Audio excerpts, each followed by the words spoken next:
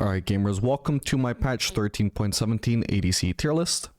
I've decided to slightly change my approach to how I make these tier lists. Previously, I was not accounting much for the difficulty of each champion. My thought process was that people don't just look to tier lists as an objective statement of champion strength, but also as a recommendation for what champion to play. If a champion requires extensive mastery to be effective, then it wouldn't make sense to recommend them to someone looking to pick something up from scratch. However, I've decided that it also doesn't make sense to assume everyone is playing every champion starting from zero mastery, so I've decided that a compromise between the two is probably best. From now on, my tier lists will always assume that you are at least somewhat proficient on the champion, regardless of how difficult they are to play. As a result, the tier list has been shaken up a bit to increase the value of the more difficult champions.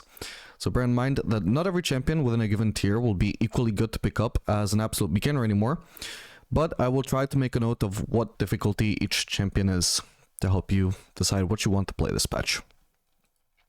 Starting off, we got Nilah. I ended up removing the D tier, by the way, because as we started accounting more for difficulty, the gap between the worst champions and the second worst champions, I guess, started to be smaller, so it wasn't really that important. Well, so Varus is actually still pretty bad, but it didn't really feel worth to have a D tier just for him. So we just included him in C tier, but he is actually like probably significantly worse than the rest, even accounting for difficulty. But yeah, at the top of the list we got Nilah, who's sincerely just been busted since release. Her win rate has actually gone up lately, and that's just purely because of how people have just changed their builds on her. I've been recommending Collector and Navori on her for ages. It's always felt like her best build to me since I first tested it in my Nilah to Diamond series.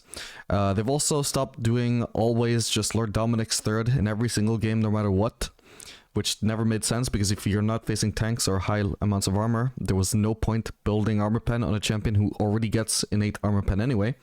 They instead started building Immortal Shield Bow and Bloodthirster more commonly, which is a lot better. And another option you have is Phantom Dancer, which I think is pretty underrated. Seems like nobody builds it. The sample size here is obviously not amazing, but I know it's really good. So you can do that if you don't feel like you need more defensive stats, if you just want pure damage, and you also don't need armor pen.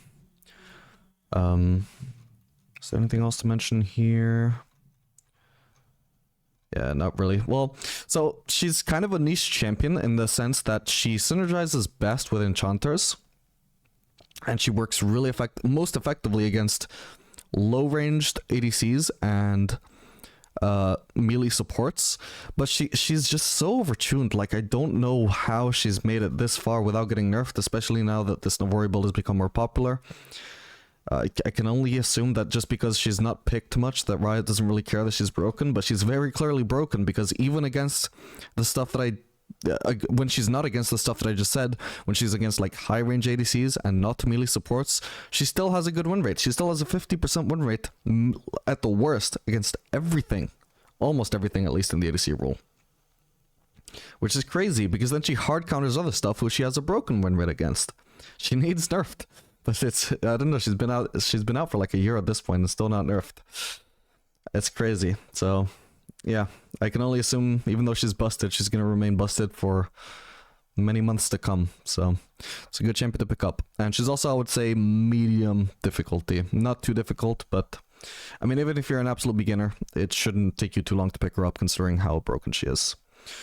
Then for the actual S tier, which I had to just put Nilah in her own tier because she's just insanely busted with the Navori build. The rest of S tier, we've got Ashe and Xayah. So for Ashe, probably the best build at the moment is Kraken Slayer into Trinity Force, then into either Runans or Phantom Dancer, and obviously you can do Lord Dominic's if you're facing tanks.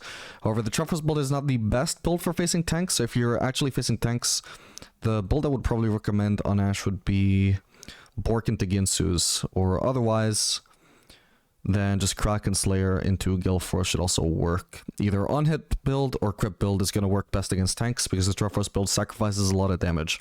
A lot of the value from that build comes from the HP, which obviously does not help you win a game against tanks. For runes you can use Fleet Footwork or you can use Lethal Tempo. Fleet Footwork mainly if you're going to be using Static Shiv, which is also an option. So yeah, particularly with the Triforce build. If you're going to be using Static Shiv, I would 100% recommend Fleet, because they just synergize so well together.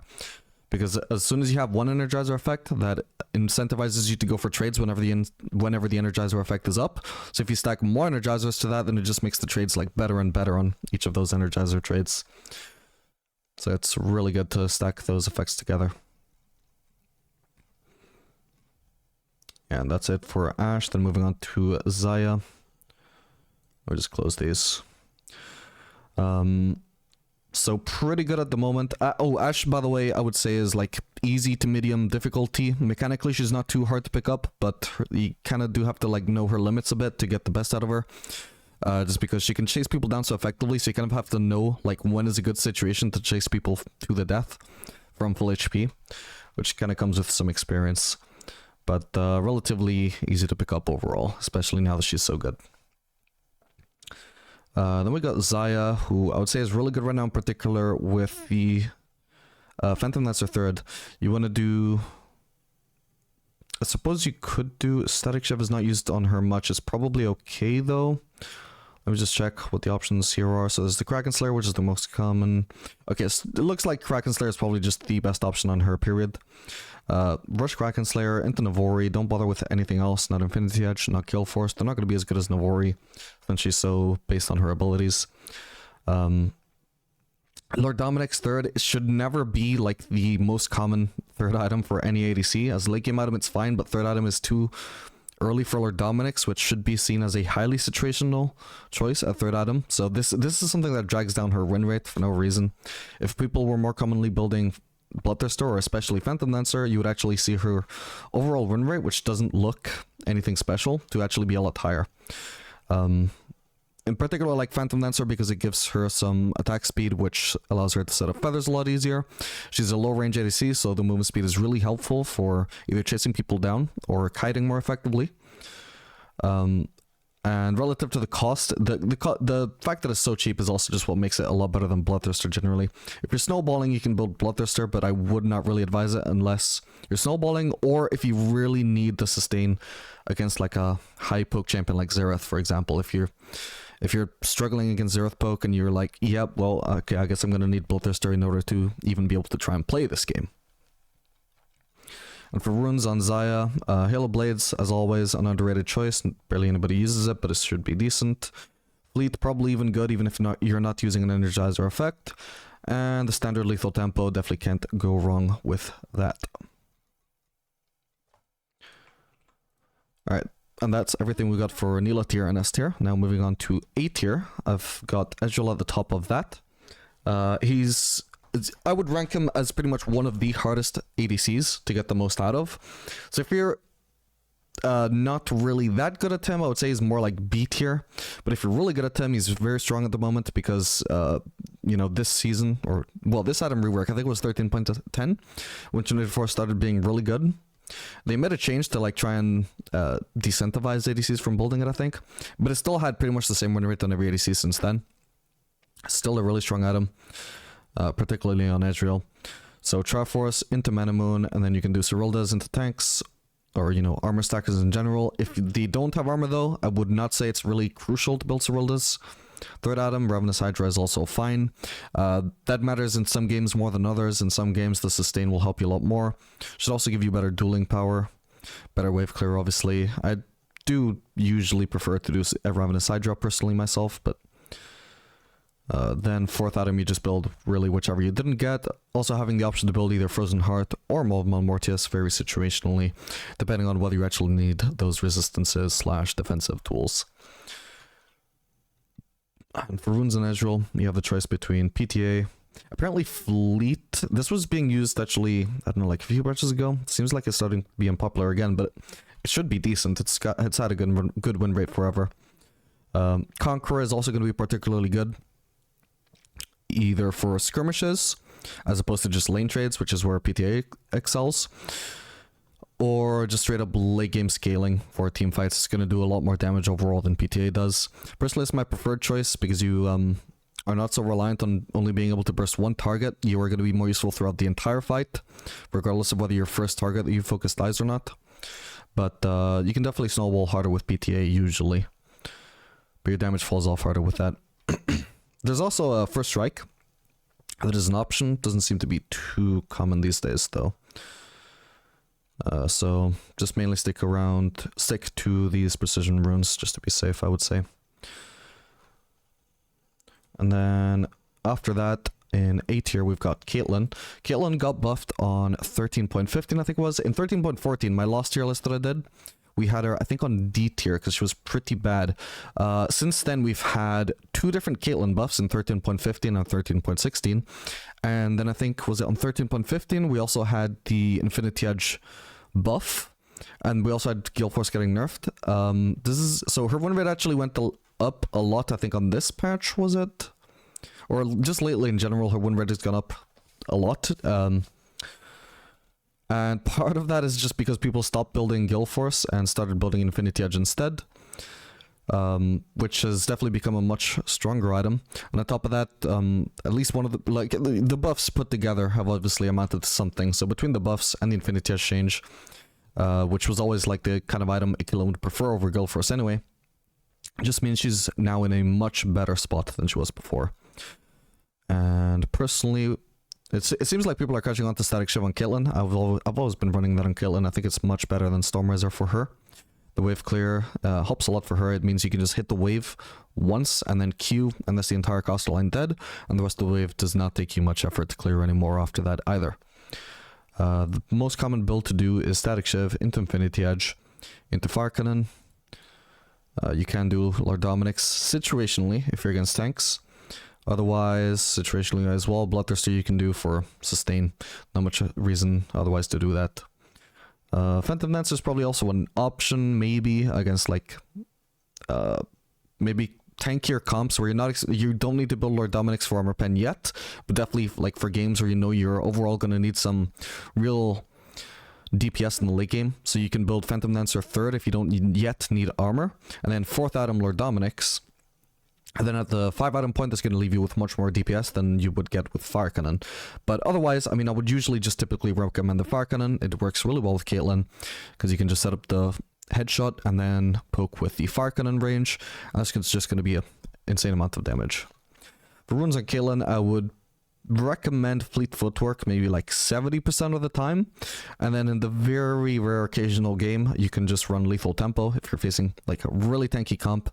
Generally Lethal Tempo is not that good on Caitlyn because her attack speed scaling is actually quite poor, but sometimes it can just be worth it anyway, despite like objectively not being that good a rune on her, just because you really do need all the damage you can get in order to burn tanks, and Lethal Tempo is just the rune to do that on Caitlyn. You wouldn't obviously use Conqueror on her, because she can't stack that very effectively, because she has no attack speed.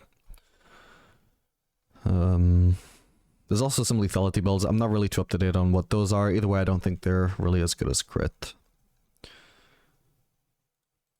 Then further up in the tier list, we got Vayne, who I think is really good right now with the Triforce build. The build path for that should pretty much just always be Static Shiv into Triforce into Bork.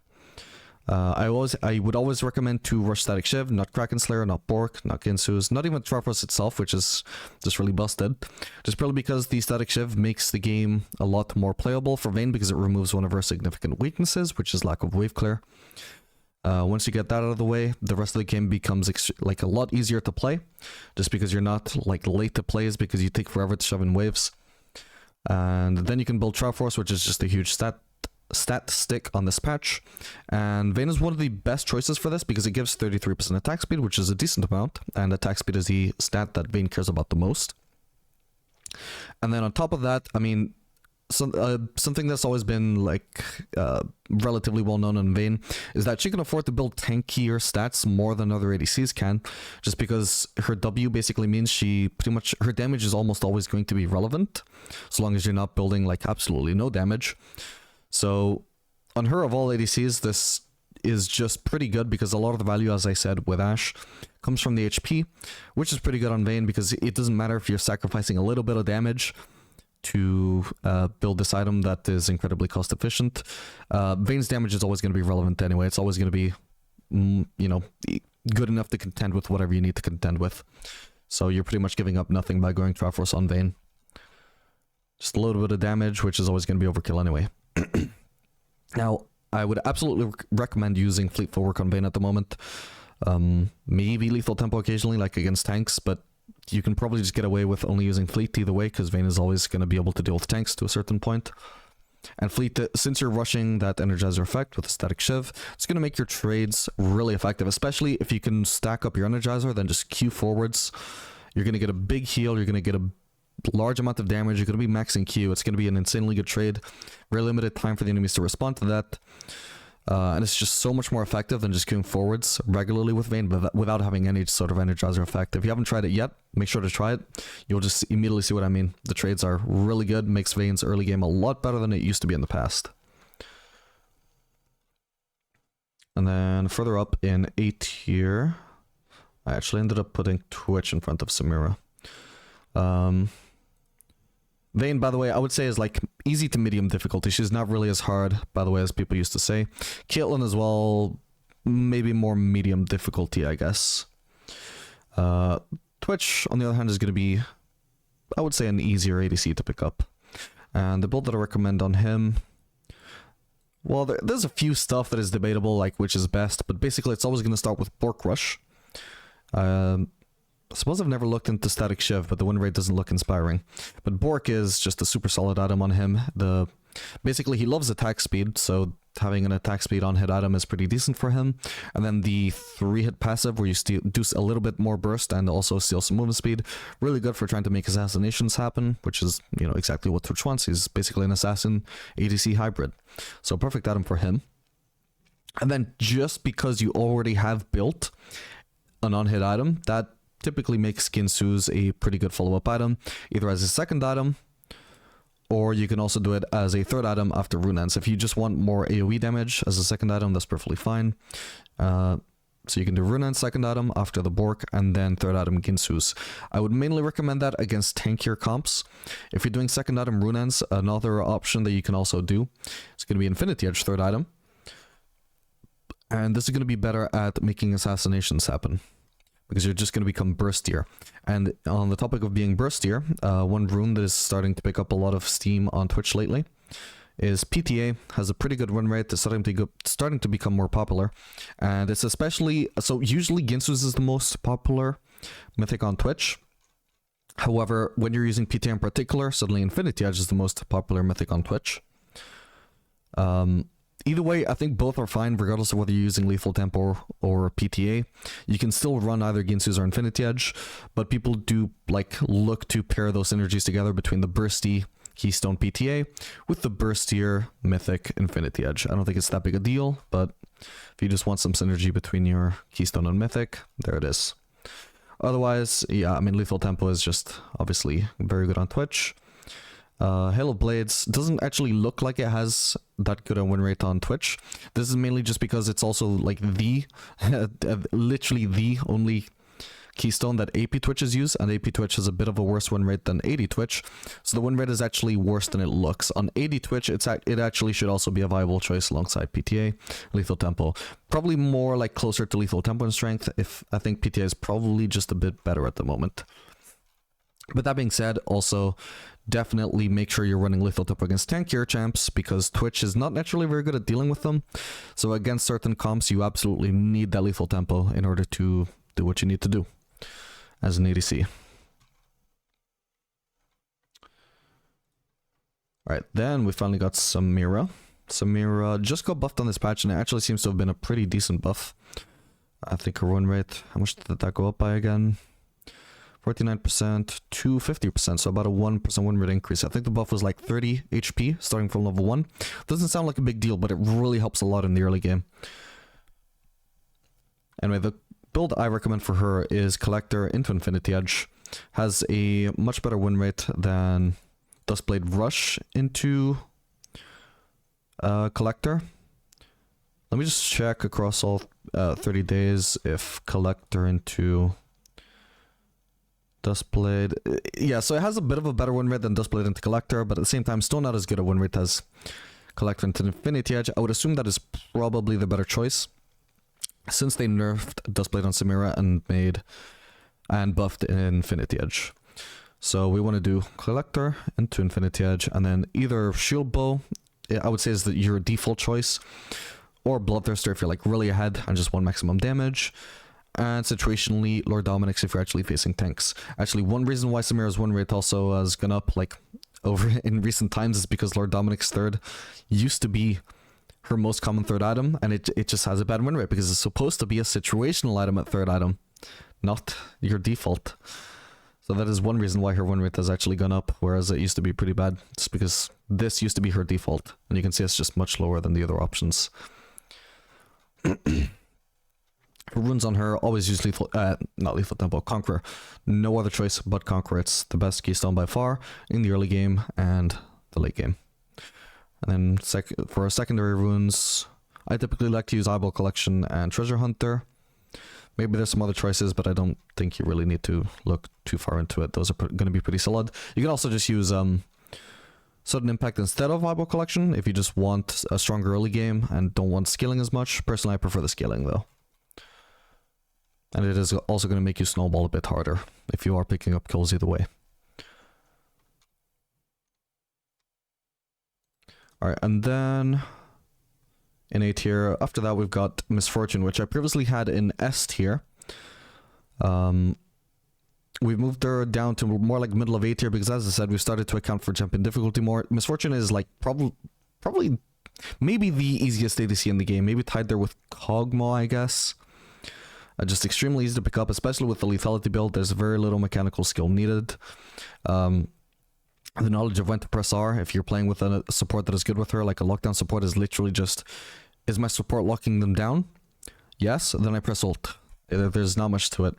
Extremely easy to pick up, so if you're trash at everything, which I mean I hope you're not, but if you are, this is a good, pretty good ADC to start with. And for her, you'll just always want to use lethality because ever since the Mythic rework, basically, so she doesn't have terrible synergy with crit. She doesn't, or terribly good synergy with crit, I meant to say, because of the fact that her passive doesn't crit and her base AD is made intentionally low to compensate for how much damage she gets from her passive. So because she has less base AD than other ADCs, she gets less crit from that base AD, which makes crit actually not a terribly good stat on her. And the reason why crit actually used to be pretty good on her, mainly, I would say, is because Kraken Slayer used to be a really good first item when it was a mythic, because it had both more base damage, not quite a better ratio, but at least better base damage, and also it was true damage instead of physical damage. And Misfortune with her W has one of the highest, yeah, I think the second highest attack speed stirred in the game, which made her a great Kraken Slayer user. But since that isn't such a big deal anymore, because Kraken Slayer isn't as big a first item power spike anymore, that just means that her synergy with crit has gone down, because the mythic that replaces Kraken Slayer is just Infinity Edge, which didn't really change significantly. It's just, you know, it's just the same old Infinity Edge, except it gives +5 AD now, which is nice for Misfortune, but it's just not as good as Kraken Slayer was. Whereas in the meantime, the lethality mythics actually got buffed, I would say, on 13.10. So crit got weaker, lethality got buffed. It just makes it a no-brainer. You pretty much always do lethality. If the enemy team, if you pick Misfortune and the enemy team then afterwards pick some really tanky champions, well, I guess you kind of have to go crit at that point, because it would be stupid to go lethality Misfortune against a full tank comp. But you have to recognize this is not ideal. Crap, I should have picked a different champion, because you don't want to be picking Misfortune against tanks in her current state, because that would force you to build crit, and crit is not that good on her. Occasionally you will have to do it, and in that case I would recommend using PTA. But, you know, ideally try and avoid that. And if you're using lethality, then either Yomu's or Dustblade is absolutely fine. It doesn't really matter too much which you use. I personally prefer Dustblade, but it really is a matter of pure preference, I would say. There's a lot of different build paths you can use, really, but the main one is Collector into Serilda's, or if you're against tanks, Lord Dominik's, but yeah, try to avoid being against two tanky comps, especially if you're actually using lethality. And then followed up by either Edge of Night or GA or Bloodthirster. Just really depends. Bloodthirster could be nice, obviously, if you're facing poke. I would say Edge of Night is a good default item. And GA, pretty good if you're really ahead, I would say is the best choice, I guess. Just because it's going to make you really hard to take down, and if you're hard to take, like if you don't die in a team fight when you're really ahead, you're probably just always going to win that team fight. So pretty solid choice, especially because of the lethality ADC. You don't have the same synergy between items that crit users do. So as a crit user, it would be really weird usually to build GA this early. But because you're not building crit, which is basically a stat amplifier, there's no harm in just building like a little bit less damage at the 4th item, because you know you don't have as much amplifiers from the rest of your items. So further damage is not scaling as well as it would. And yeah, for lethality misfortune, I would generally recommend either First Strike or Dark Harvest. I actually prefer Dark Harvest, at least if you just want something that you can default every game. I would do Dark Harvest with Taste of Blood, Eyeball Collection, and I would personally run Treasure Hunter into Absolute Focus and Gathering Storm. You want to pick up as much AD as possible, so you want to pick up both of these AD ones, and having Eyeball Collection on top of that is also pretty nice. I would recommend this over First Strike because in certain matchups your First Strike can be constantly removed by stuff like Morgana W or just any kind of harass from any mage support, or like Caitlyn autos or Caitlyn Q, anything long range. So I would say it's more situational to use First Strike when you know you're in a matchup where you aren't going to get it constantly removed from outside of your range. Whereas Dark Harvest just pretty much always works. Plus you get more AD with this because you get to do Eyeball Collection. But if you do want to do First Strike, Magical Footwear, Biscuit Delivery, Cosmic Insight, and then as usual the Absolute Focus and Gathering Storm. You want to pick up as much AD as possible.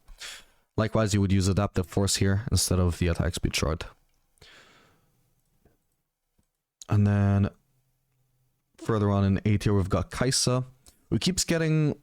She has been both nerfed recently and also indirectly nerfed many times because they keep nerfing Static Shiv with AP, which used to be her best build. Maybe still is, but obviously it's a bit weaker now that they keep directly nerfing it and indirectly nerfing it.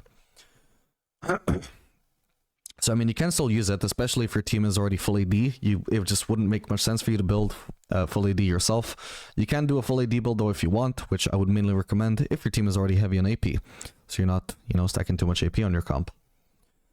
There's also a lethality build you can run, which is pretty fun. I think there's a few different variations you can do, but basically the one I remember using at least is Dustblade into Collector into Nash's Tooth. It sounds weird, but trust me, it is actually super fun. It is my favorite Kaisa build right now. It should be pretty effective as well.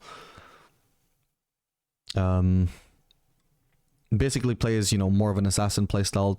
Obviously don't do it against tanks. It's not going to be the ideal tank buster build. Either AP or the tank busting AD build with Kraken Slayer. Both are going to be a lot more effective. It just depends on whether you want AP or AD.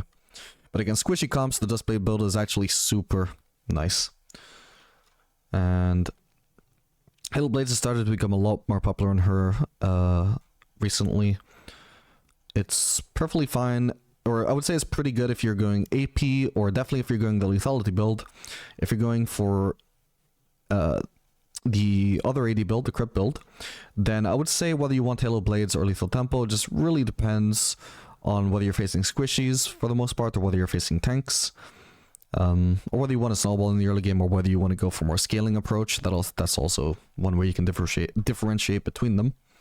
And then also there's the Fleet Footwork, which doesn't seem like it's picked up on her yet, but I'd likewise, because she rushes Static Shiv, any ADC that rushes Static Shiv I think is going to be pretty good with Fleet Footwork. That's what I was using last time I played her with Static Shiv Rush, and it is very good. You know, just whenever you have Energizer up, go for those trades, and it is extremely hard to lose those trades. And that should be about a medium difficulty to pick up, I would say. Then we got Sivir, who's pretty easy. And she has a very weird build that has just become popular, which is Airy. Airy seems to be good because it applies on your W. So you can just become a pretty big lane bully with that. The build that people are doing on her, most popularly with Airy, is Static Shiv into Black Cleaver into Dustblade. So kind of a hybrid between crit, and lethality, and from that point you can literally continue to build either lethality style items like Cyril does, or you can do Lord Dominic's, Bloodthirster, Phantom Dancer. Literally it just continues full hybrid. You can continue building lethality if you want to commit to the poke, or you can continue building crit if you want to commit more to the DPS. It's really weird, but I've tried it, it seems fairly effective. That being said, it is not my favorite build. Even with the Aerie, which I think is actually quite good, I still would rather do, personally, just the standard crit build, but with Static Shiv. So, Static Shiv, by the way, also applies Aerie on Sivir. So it's some really nutty wave clear. It is really uninteractive because the enemies can barely have any window to approach you at all before their wave is gone. And if they even try to approach the wave, they just immediately get chunked by your Static Shiv, your W bounces, your Aerie, and they're just gonna feel punished just for walking up for no reason. Like, you're just gonna be poking at them while doing almost nothing. And then Aerie also, I would say it also actually scales quite decently. When I tried Aerie on Sivir, it actually was consistently the keystone that did the most damage in the game. Outdamaged everybody's Dark Harvest, outdamaged everybody's Comet, outdamaged everybody's First Strike. You can just proc it so often because of the fact that it applies on your W. So the page that I recommend for that is Summon Aerie with Mana Flow Band, Absolute Focus, Gathering Storm. I don't recommend Scorch because it doesn't apply on your W. And also it just, scales like crap. And then secondary runes, you can either do Magical Footwear with Biscuit Delivery, this is what I tried the most, felt fine. Or you can also do Presence of Mind with Legend Bloodline, which I would say scales a bit better, because otherwise you don't really get much lifesteal in the build. So this is the Aerie build. I would say, though, that it is fairly important to consider building either Fleet or Lethal Tempo if you're facing tanks, mainly because this also allows you to go cut down. So against certain comps, just having the cut down will already be a significant improvement that makes it possible for you to impact the game. And against like really tanky comps, you're probably going to need Lethal Tempo over the Fleet in order to win the game, because otherwise you're just not going to do much damage. This build just does not do, or this keystone at least does not do nearly as much damage as Lethal Tempo in terms of DPS. It also probably just doesn't scale as well. It's mainly for the laning phase. You're going to do better later on with either one of these. And Fleet Footwork, as usual, I mean, you're rushing Static Shiv. Even if you're not using Aerie, I would actually say Static Shiv is still quite good on her. Just because of how early on you spike in terms of wave clear. Just from early on, you're just going to be able to use W and wipe out the entire wave. It's kind of nuts. But anyway, as usual, pairing Static Shiv with Fleet Footwork, very effective. So I would definitely recommend that if you're looking for a more scaling setup, but you're going to be more of an early game bully with the Aerie. And then we got Kog'Maw moving on to B tier. That's everything in A tier. Kog'Maw is super easy to pick up, one of the easiest ADCs in the game. A lot of people would say probably that he's only really viable with Lulu. It's his most picked with support by far, as you can see. But as you can also see, he's got an okay win rate with pretty much everything. Some people would say, oh, his win rate is only actually high because he's only picked by 1 tricks.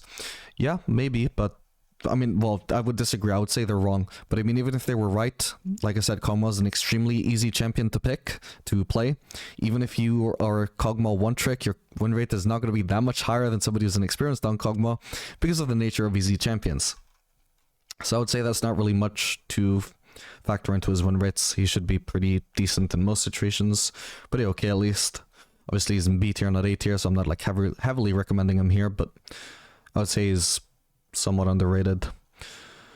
And the build you want to use on Kog'Maw, I think personally I prefer Bork into Ginsu's. Looks like Ginsu's into Runans is also okay though. Don't have too much sample size here, so don't read too much into the numbers. But either one is really fine. It just depends really on whether you want the early game power spike of Bork, which you then pretty much have to follow up in the Ginsu's because it's kind of bad to delay until third item, I would say.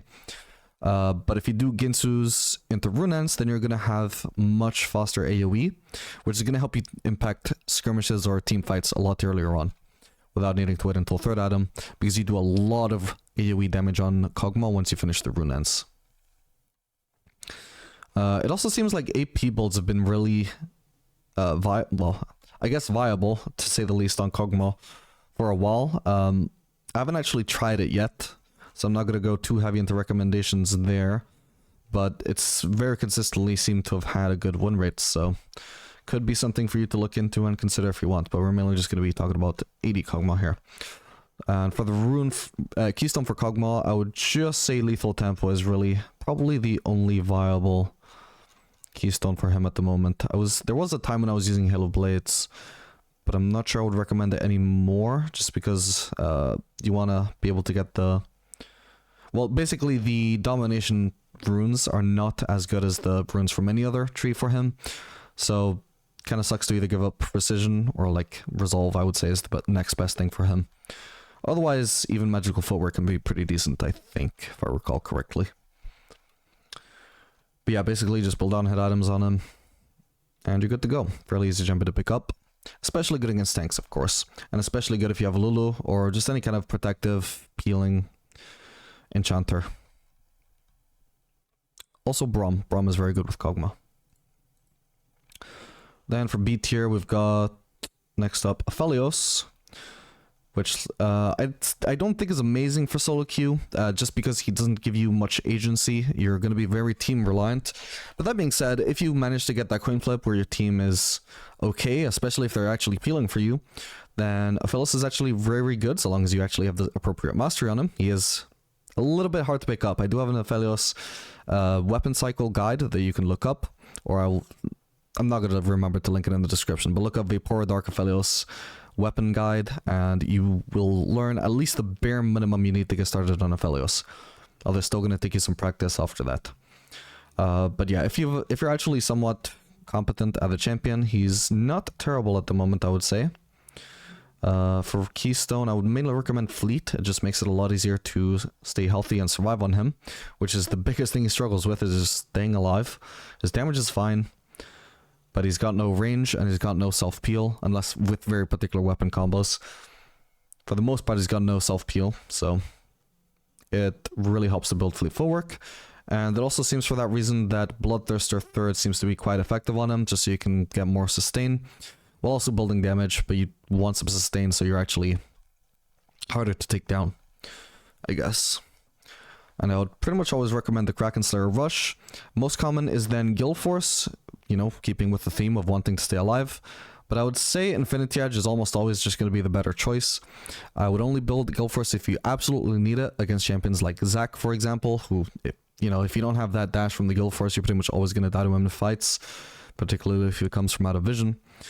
So I would say these should definitely be swapped around. Infinity Edge should be the more popular one because it's the one you should default to, but occasionally you will have to use Guild Force, so the game will be absolutely unplayable for you.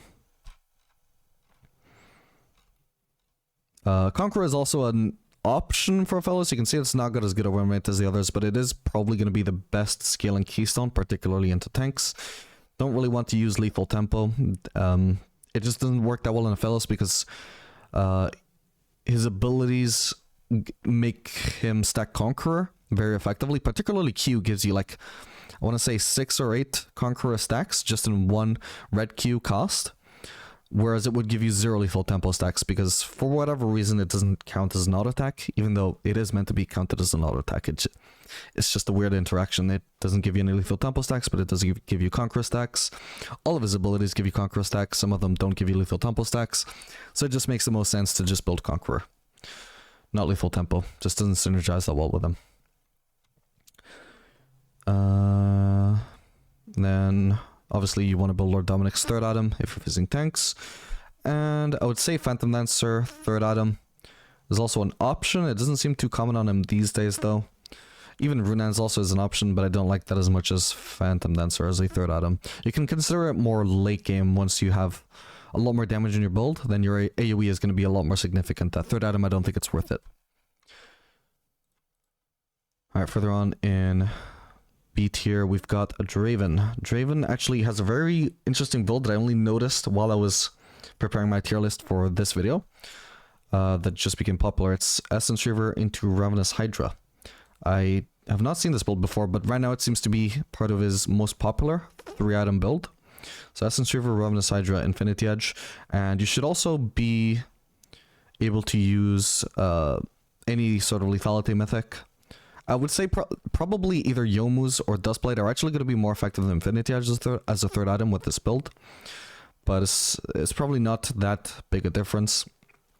You can just default to the standard Infinity Edge if you want. So I haven't tried this, obviously. I'm guessing part of the reason why it's good is Draven loves sustain. He can lifesteal off of his Q damage. His Q does a lot of damage, so he gets a lot of healing if he builds any form of lifesteal. And why do Ravenous Hydra instead of Bloodthirster? Well, it gives him 25 ability haste, which when you combine it with the 20 ability haste for Message Reaver, gives you enough ability haste that you can just spam Q and keep your axes up even without hitting any minions. And obviously you're going to have the mana to sustain that because you're going to have Essence Reaver. So basically, as soon as your axe is about to run out, you can just press Q again. And you don't hit any minions, and your axe is about to run out, and you just press Q again. So you can just stack up to 2 axes without hitting any minions, and you can maintain those axes indefinitely without hitting anything, which is very useful in case you obviously run out of minions in... like you kill a wave, and then there's no fighting going on, you've got no champions to hit to refresh your axes. Doesn't matter. You keep your axes. It's pretty solid. It's like, I would say it's one of the reasons why Lethality Draven has actually been better than Crit Draven in recent times. There seems to be a way where you can actually get that same effect, but with a crit build.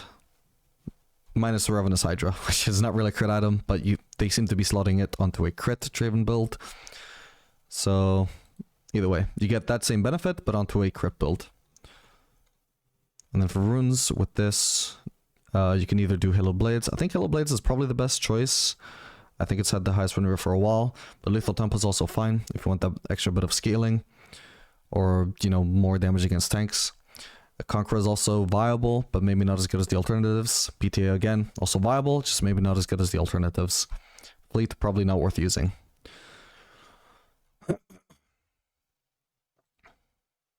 This is only one choice though. I mean, you can also do... Triforce into Collector seems viable at the moment. I don't know if it's... Well, it's his highest win rate build at the moment, I guess. So it should be decent. People seem to have stopped using it as much since the Trinity Force changed and since this particular build became more popular, but it's still an option, I would say.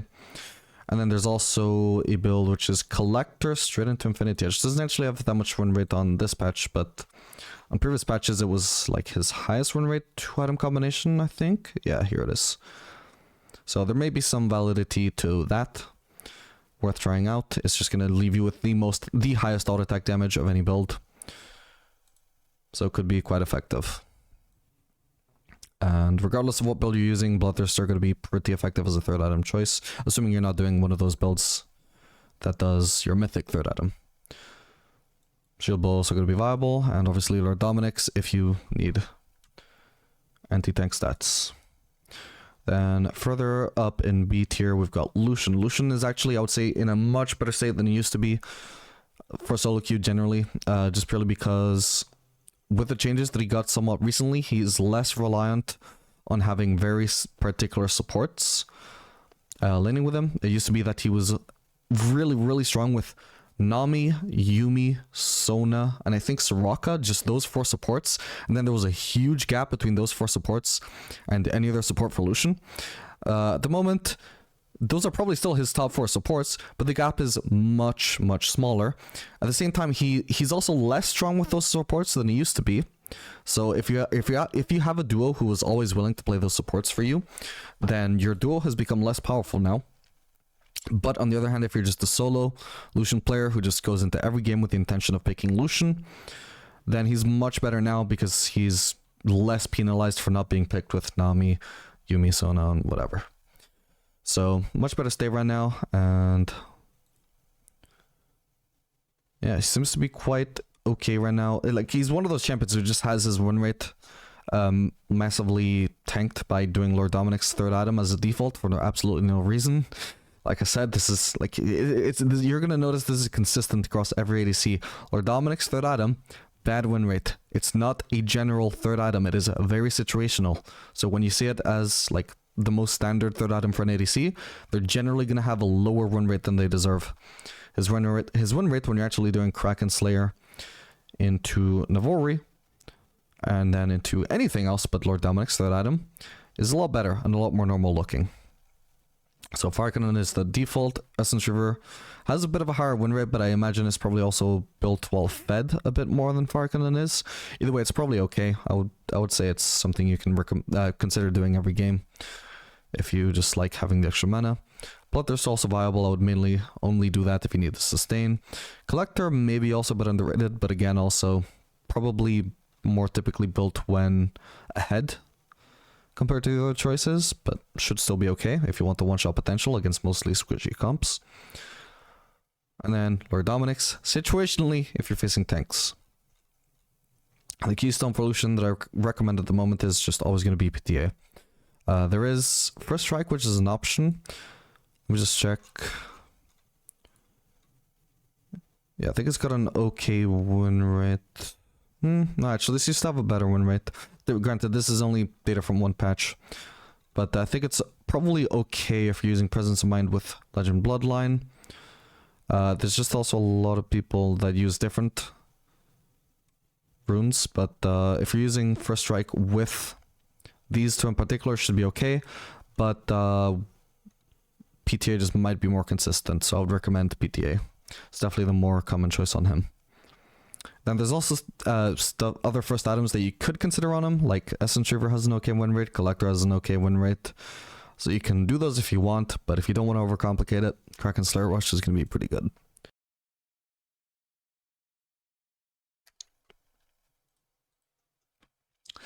Then next up on B tier, we have Kalista.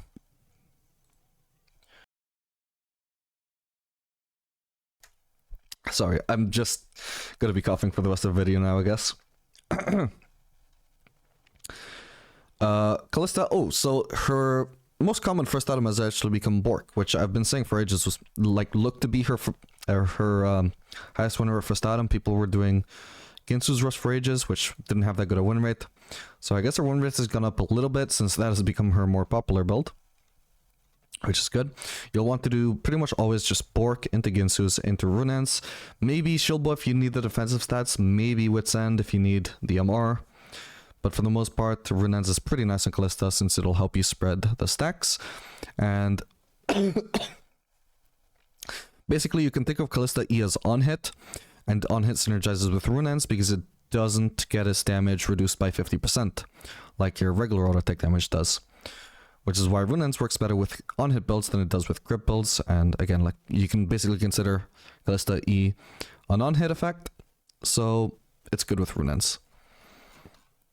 And then for her, you can either use Lethal Tempo or Halo Blades are the most default options. I would say that they're probably the only ones worth considering. Halo Blades you can use if you just want to snowball in the early game, particularly if you have an engaged support or like an assassin, like a heavy burst assassin support like Pantheon for example. Halo Blades will help you dominate the early game, but generally Lethal Tempo is the most common option for her and definitely can't go wrong with that. It's going to give you the best scaling by far as well.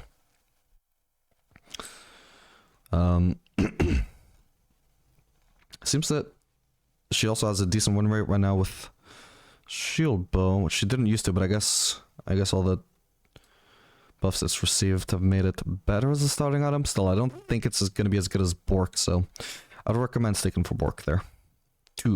Sorry. That's also one of the, by the way, I forgot to mention for some of these ADCs, so if Aphelios I would say is fairly hard, not really mechanically though, more so just like getting used to what you can do with all the different weapon combinations and getting through that initial hurdle of just learning the weapon cycle.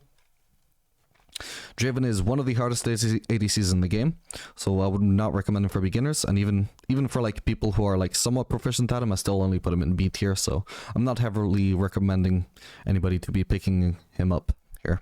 And Lucian I would say is like middle tier in difficulty.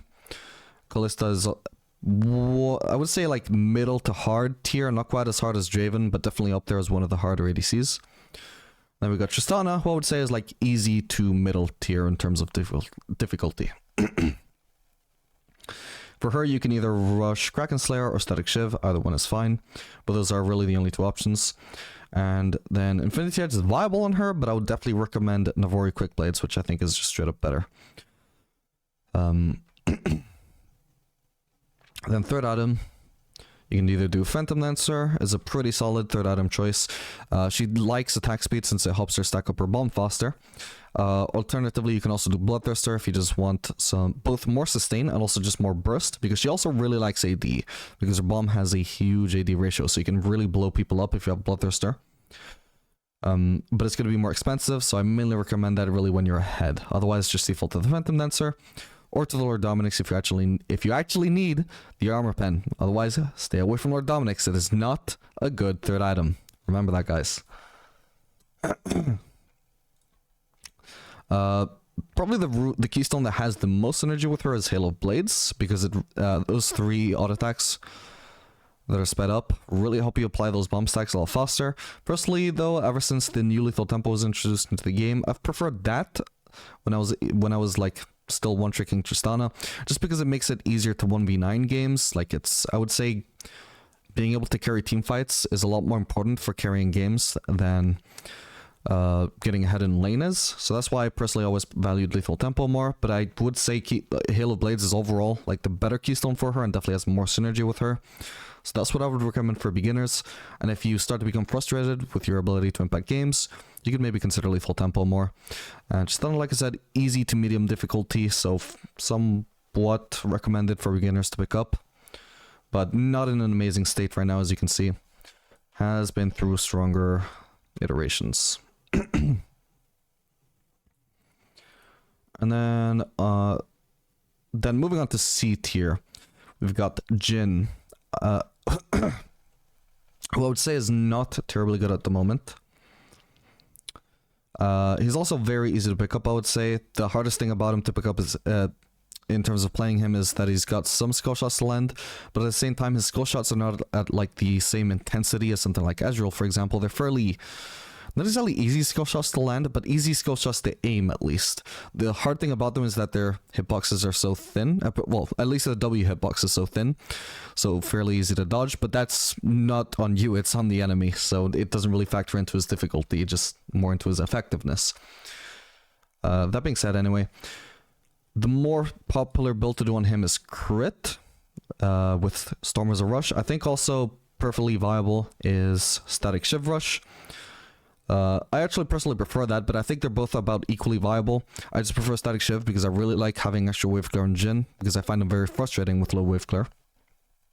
But Storm Razor is definitely more effective as a PvP tool, so going to be more effective for team fights, and probably going to scale better as well. As later on into the game, your wave clear is just not that bad anyway, as you start to get like 3 to 4 items. It's just only for one item that the Static Shiv really feels smooth. Either way, say you're rushing Stormrazor, you can either do Gale Force or Infinity Edge.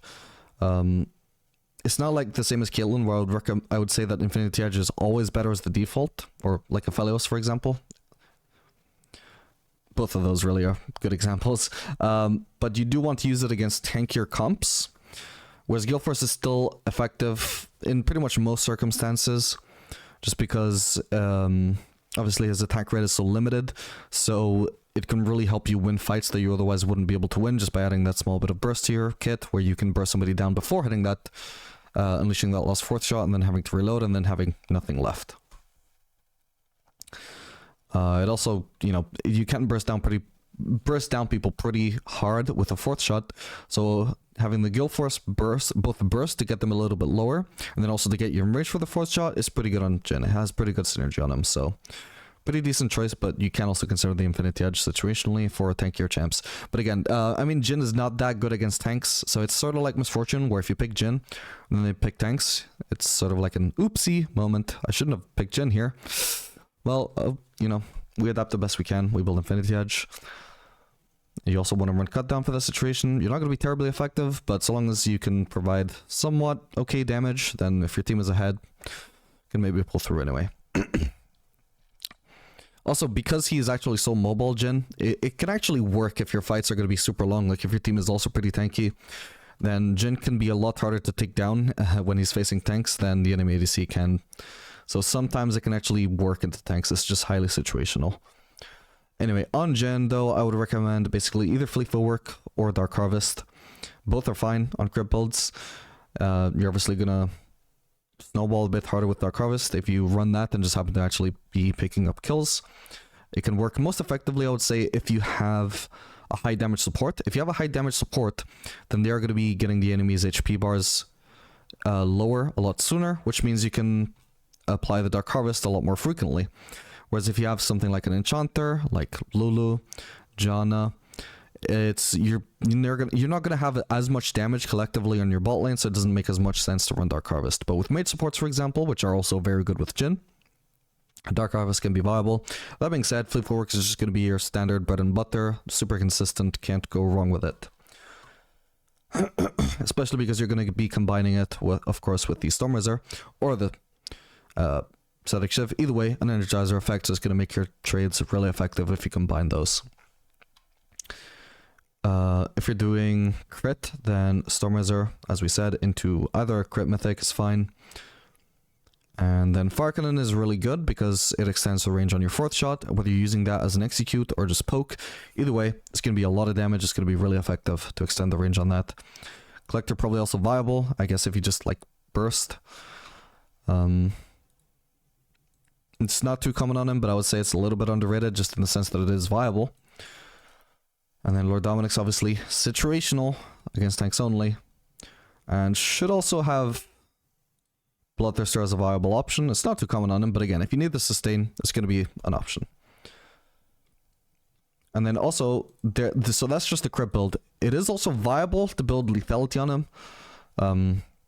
It's not too common, but it has about as good a win rate as crit builds do. It's just going to fall off a bit harder while being better in the early game. You can either run Fleet Footwork or Dark Harvest with that. Even Comet is actually fine if you're doing lethality because you're going to be more ability based. You're going to be using Q more, and Q can apply Comet, as can your W. Your W is especially good if they're going to get rooted because then they can't dodge the Comet. You're going to have a stronger early game with Comet if you're running lethality. Whereas the other two will scale better, and as usual, Fleet is the most safest option. So it seems people typically do Youmu's and then basically transition into crit. Seems to be the most common version, so I would not necessarily recommend this. I'm just trying to highlight it as an option if you want to give that a go. Personally, I don't think I've run this style of lethality build. I've only done a very unusual build, which I'm not going to bother covering. It does not have like much sample size. You can look into my recent Jhin games if you want to see what my weird ass build is. But yeah, Jhin, fairly easy to pick up, I would say, but pretty bad even if you're good at him. Then we got Jinx, so I would also say is fairly easy to pick up. In C tier, not amazing at the moment. Best build for her would be Kraken Slayer, and maybe Static Shiv also seems to be an option. Even Stormwizard seems to be viable, just not as good as the other choices. I haven't actually tried Static Shiv on her, but it does have an okay win rate. It's probably for sure viable. But mainly, Kraken Slayer is the most default option on her and the one I would recommend, just because it's the most like tried and tested. Then third item, it's actually funny that the 3 most common third items for her are like all Zeal items, and they are all viable on her. So Fire Cannon is particularly effective if you're facing high ranged comps, because it just gives you a way to actually deal damage to them aside from your W, because otherwise like you can't really, against high range comps, you can't really auto attack them too much, because typically if you're in range to auto attack them, they can just one shot you. If you're thinking of like Akshans or Syndras or whatever, like typically if you can hit them, they can hit you back, whereas Fire Cannon kind of disrupts that pattern where you can hit them but they can't hit you back. So it's pretty neat for that. That being said, probably shouldn't be her most common third item because that is a somewhat situational effect. Mostly you are going to face some front lines, in which case either Runeance or Phantom Dancer will be most effective. I would say Runeance is most effective as your third item. If their front line, if they have a lot of front lines and they are typically going to be stacking together as part of the, as part of team fights, which is fairly normal. If they have a lot of front line, they're going to be fairly close together. You're going to get a lot of rockets hitting them with AoE with the Runeance spread. It's going to be pretty effective. That being said, if their front line is only limited to maybe 1 or 2 champions, then you're not going to get that much utility out of Runaan's, so not as worth considering. And Phantom Dancer, pretty solid choice, no matter what, if they have any kind of front line, and going to make it easier for you to play like front to back and just kite their front line or their assassins, whatever it is. Either way, it's going to be the safest choice of all three, because it gives you the most movement speed, and it does also give you the highest single target DPS, so the most effective at dealing with tanks. In case they have some tanks, but you don't think you need Lord Dominik's yet. And obviously Lord Dominik's is a choice, an option, if they are actually fairly tanky already at the 3 item point. Otherwise, you can do Phantom Dancer and then reserve Lord Dominik's for 4th item. And Bloodthirster, as always, an option if he needs sustain. And I guess for most champions that could do Bloodthirster, you can also consider Shield Bow for anti-burst. Generally though, you're probably having a tough time if you're building shield, if you feel the need to build Shield Bow, so hopefully you don't have to do that much. And for runes for her, the most common is always Lethal Tempo. That being said, Fleet Footwork is actually fairly underrated on her, and especially if you want to use Static Shiv, then it's going to make probably Fleet Footwork the best keystone for Jinx. Then Senna is obviously a fairly weird choice. I think most people don't really consider Senna viable as an ADC right now, but I would disagree. Static Shiv, I think, makes her very viable because it removes like one of her biggest weaknesses in the ADC role, which is lack of wave clear. Obviously, that's not a weakness for her in support, because support doesn't need wave clear. As an ADC, though, you want to actually have enough wave clear to actually farm waves and still get around the map. So that is something that usually has made some ADC suffer in the past, but Static Shiv pretty much removes that weakness entirely. So I would say that makes her from like pretty bad to actually okay.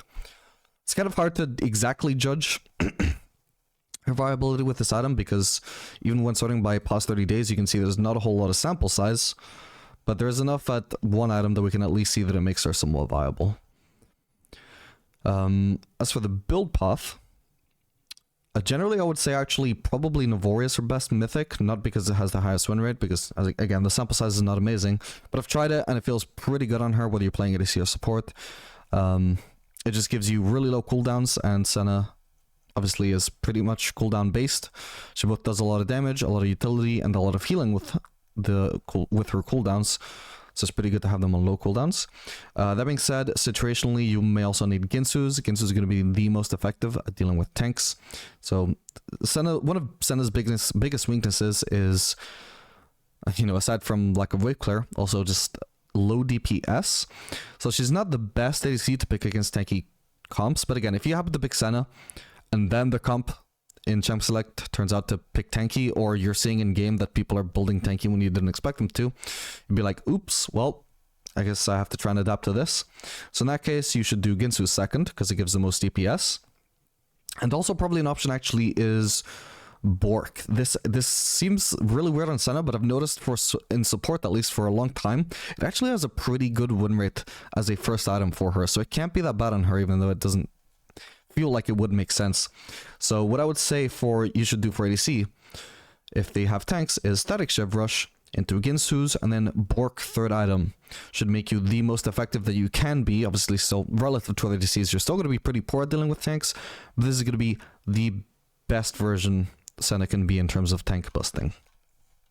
And keystone for her typically should always be Fleet Footwork, particularly because you're going to be using Static Shiv.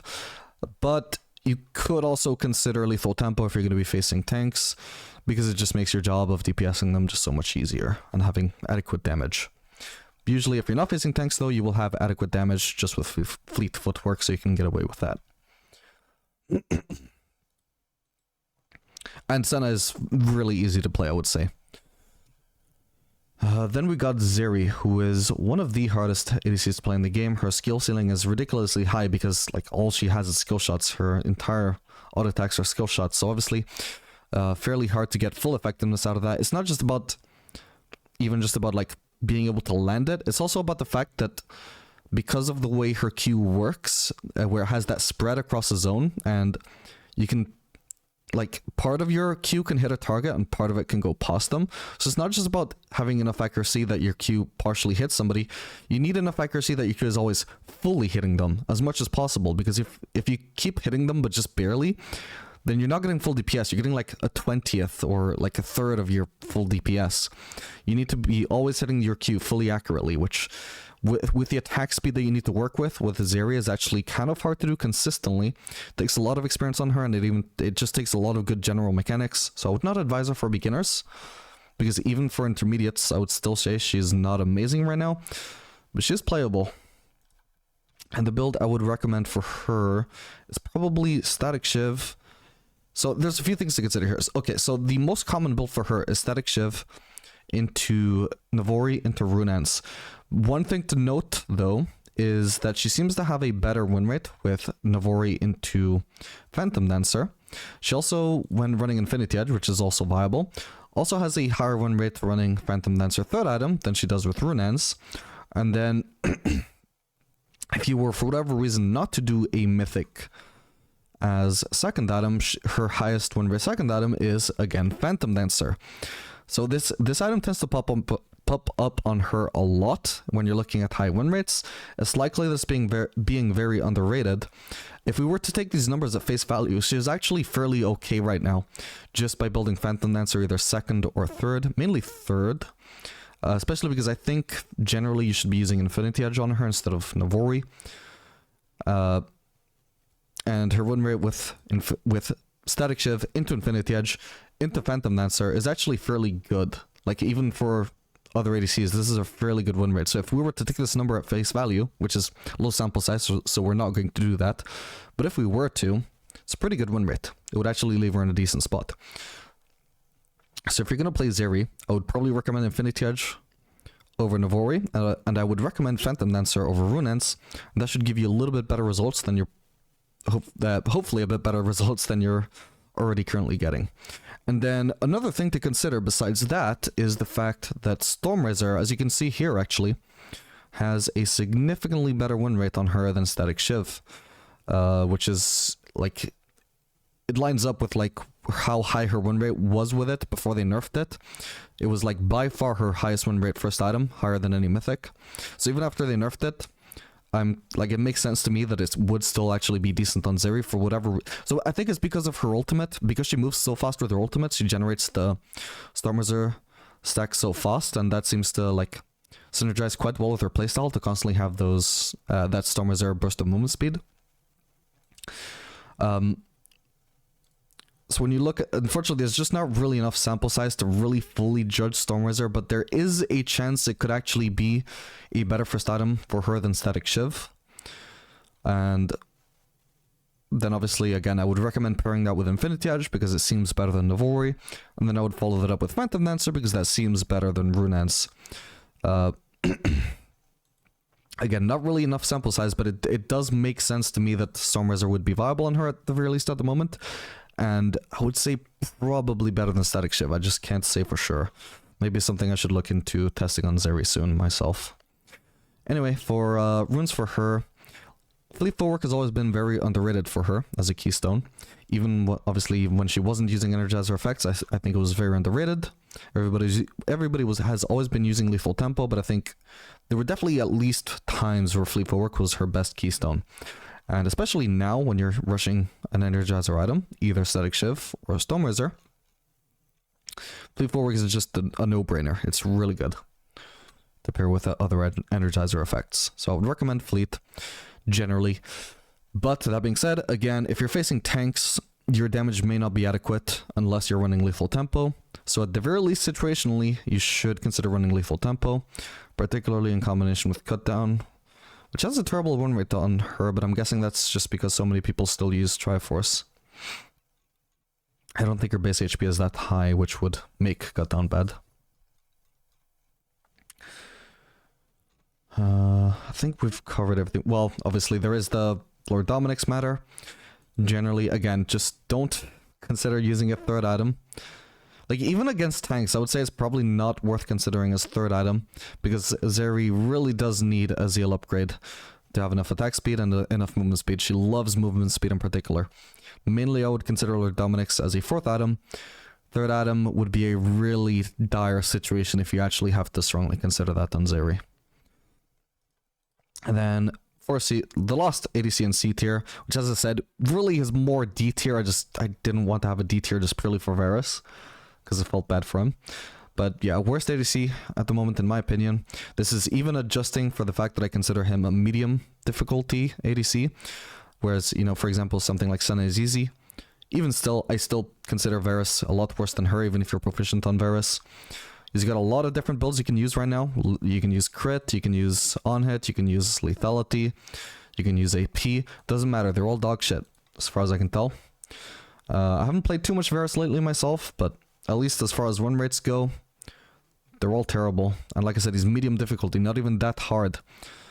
And there are other hard ADCs who have much better win rates than Varus, which I'm guessing is just down to the fact that he is terrible at the moment. But anyway, the builds that you can use on him if you're determined to actually play Varus. There's just so many, man. I actually almost can't be bothered to do this, but come on, last champion that I get to end the video.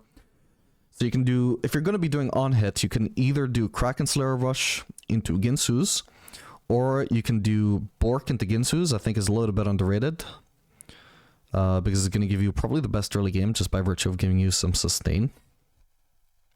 You could also do Ginsu's into Runans, again if you just want that 2-item power spike where you just get maximum AoE damage and have the most possible influence in skirmishes and team fights, at least against non-tanky champions. If you're facing tanks, probably would want to consider doing Kraken Slayer and Bork. Kraken Slayer or Bork.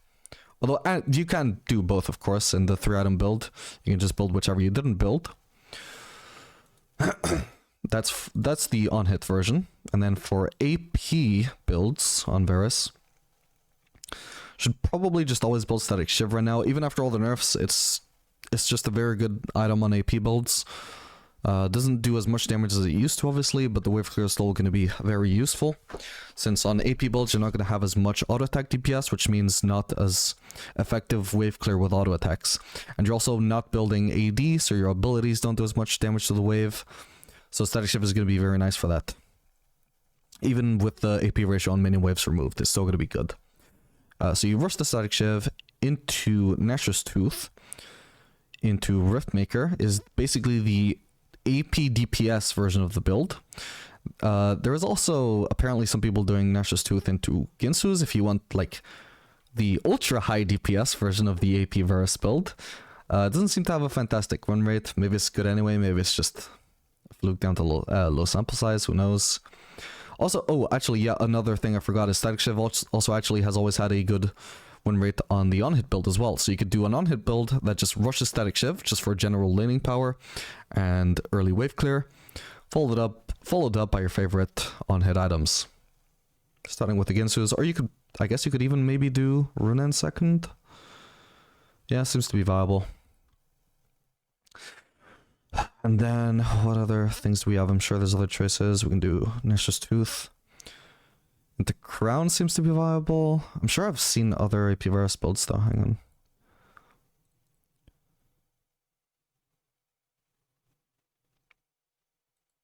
There's just far too many choices on this champ.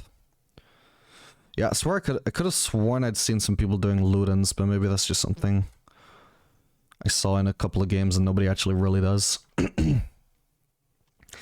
Anyway, those are the main AP builds. Then you've also got the choice of lethality, which, again, there's so many build paths you can do here, but the most common is Duskblade into Manamoon, into typically Cyrilda's Grudge. You don't have to do that if the enemies aren't stacking armor, though. Otherwise, you can just do Edge of Night to make yourself a little bit safer. Collector's probably just a snowball item. Maybe you could consider that if you're really ahead. What did I just do? I just clicked something.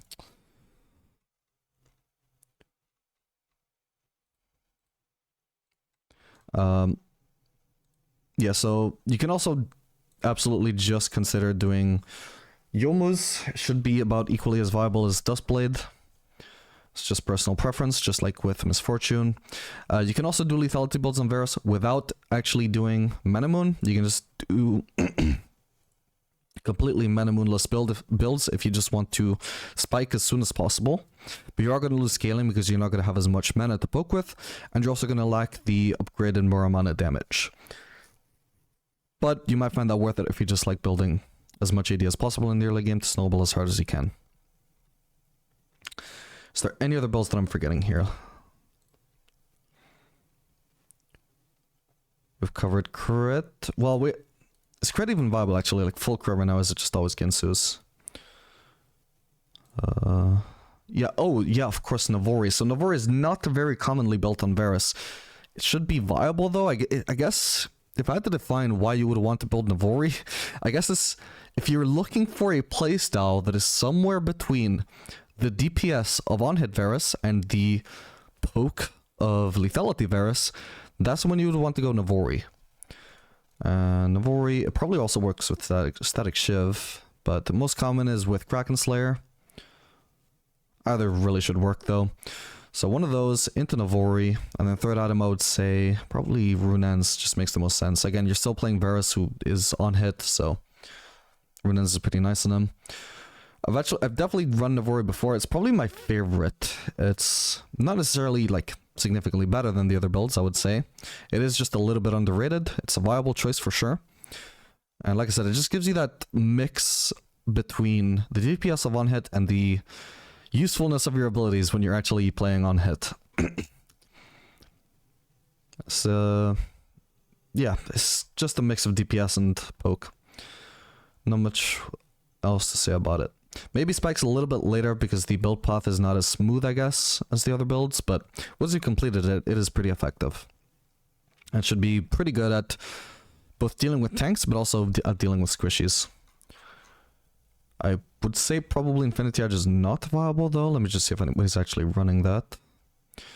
Yeah, there's some people that do it, even has an okay win rate, but very limited sample size, so can't take that too much at face value. Actually, Guild Force is something that is probably underrated on him. But I would say that's highly situational, only for like, you know, at the end of the day you're playing an immobile ADC just like with Aphelios or Jinx. So you could consider it against a very certain champions like Zac, who could make your life hell if you don't have any mobility.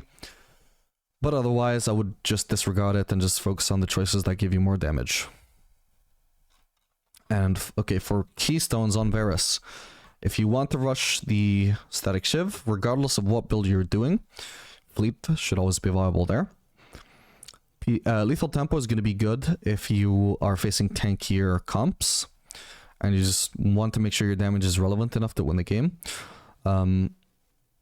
I would say you don't have to worry about that too much on Varus, because he's basically like a mini Vayne in the sense that his W passive, when you're spamming your abilities, gives you a lot of tank busting, so you're going to be somewhat effective against, well, fairly effective against tanks no matter what keystone you run and what build you use, except for lethality. But obviously you're just going to always have that better scaling with lethal tempo, particularly into tanks. Hail of Blades is viable with AP builds, although I would assume probably not as good as Fleet Footwork on AP builds right now. It's viable on lethality builds. I think it's his most common choice on lethality builds even. Should even be viable on hit, though I wouldn't recommend it, but it will give you the better early game. And you can also run Comet on lethality builds, particularly if you are facing, I guess, high-ranged bot lanes where you're not going to land as many autos, so you can just play purely around E and Q poke. Particularly E poke is just going to consistently land that Comet for you. Going to be undodgeable, going to be very annoying for the enemies to deal with because they can't really trade back, and they're just going to keep getting whittled out. It's a fairly low-skill playstyle, if that's your thing. I think that's all the choices. I guess there's some builds that can run First Strike, but I don't know anything about that, so I'm just gonna advise you to stick to those other 4 that I mentioned. And I believe that's hopefully covered every viable, or at least every common Varus build. Like I said, there are so many though. You can feel free to let me know any other Varus builds you enjoy in the comments, or test some other stuff out as you want. Yeah, okay. That is gonna about cover it for this video, so I hope you guys found this helpful. Make sure to like and subscribe if you want to see more tier lists and build recommendations like this in the future. And also make sure to subscribe if you are into educational ADC content, because I do a lot of content focused on teaching you how to play the role, and how to play the game, and how to play each individual champion. And I will see you guys on the next video. Later, gamers.